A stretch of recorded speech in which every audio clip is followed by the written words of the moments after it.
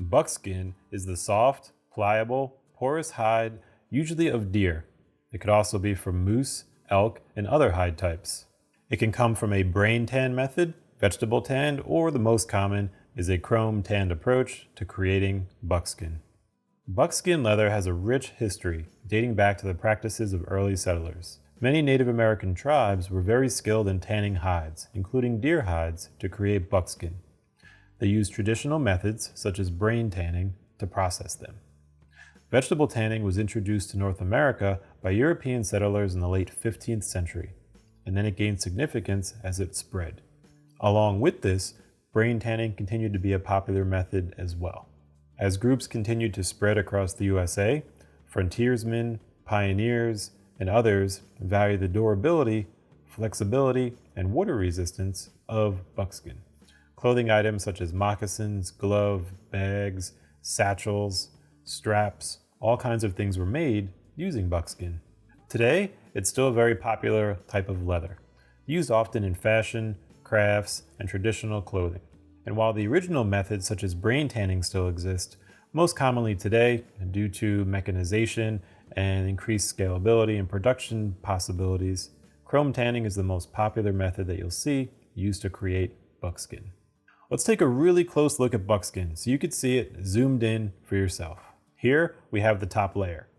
This is going to be a relatively dense, durable, and strong layer. And you could see here the grain pattern, even the holes where hair had grown out prior to the tanning process. And you see essentially that natural hide as it is. Looking at the bottom, we see a much more open grain texture.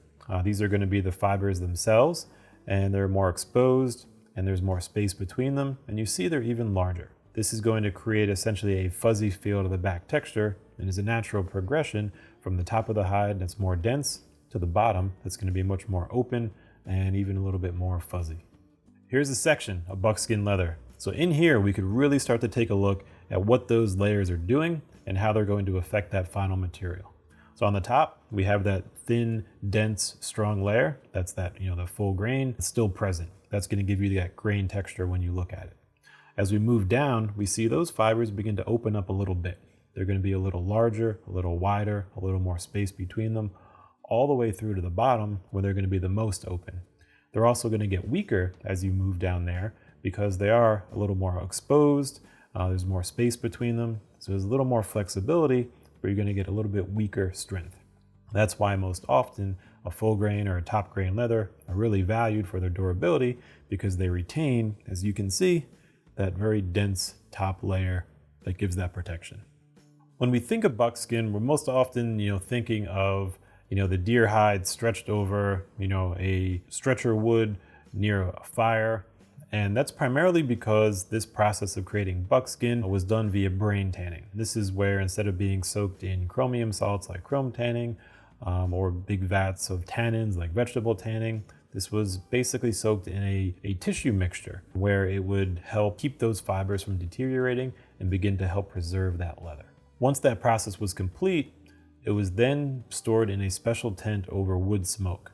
And this kind of contributed to the darker colors that we see, kind of like a dark brown honey color. It also helped increase its water resistance, which was going to be really important when these were used for things like clothing and even shelter, where it would be exposed to the elements, including moisture and the rain. So this could be a very manual process, and it can take some time as well. And then as we move into the more modern times, if you're going to be buying this, from a wholesaler or from a retail seller of leather, you're probably going to be getting a chrome tan method.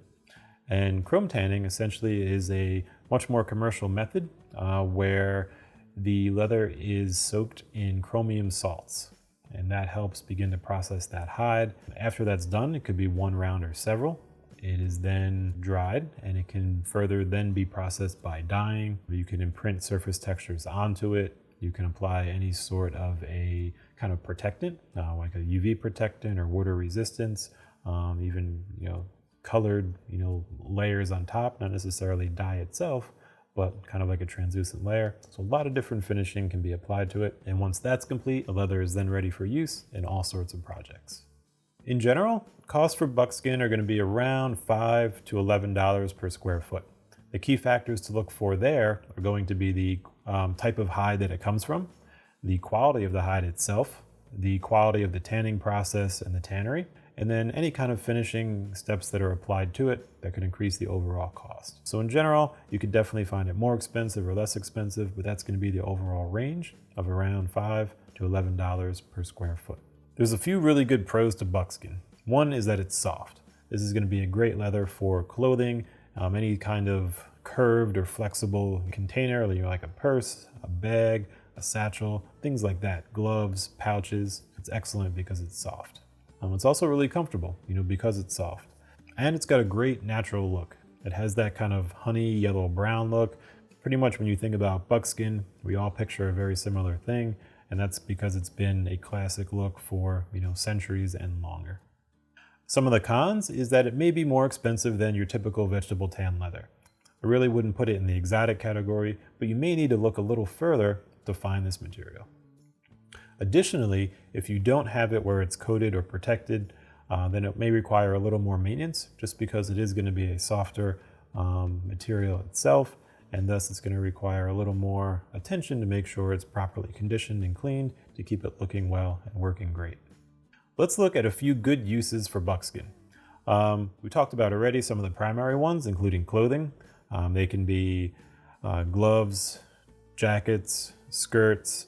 We could look at footwear such as moccasins, and additionally containers like bags, pouches, quivers.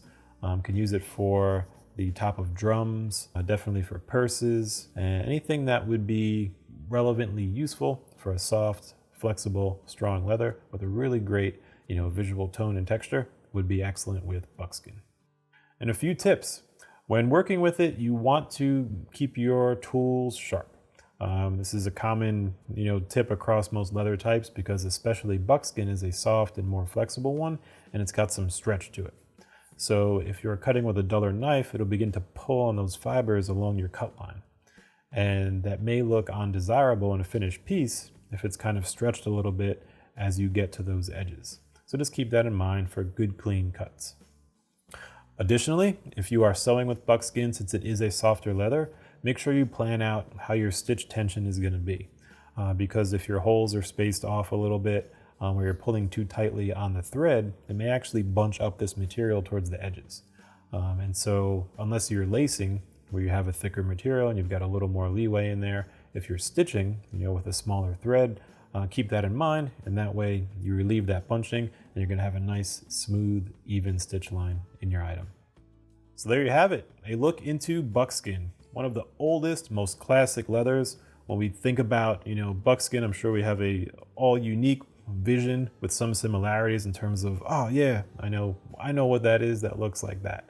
So we've taken a little closer look today, and if you're looking for a type of leather that's going to be relatively timeless and classic and give you some really good results, I think this would be a great one to check out.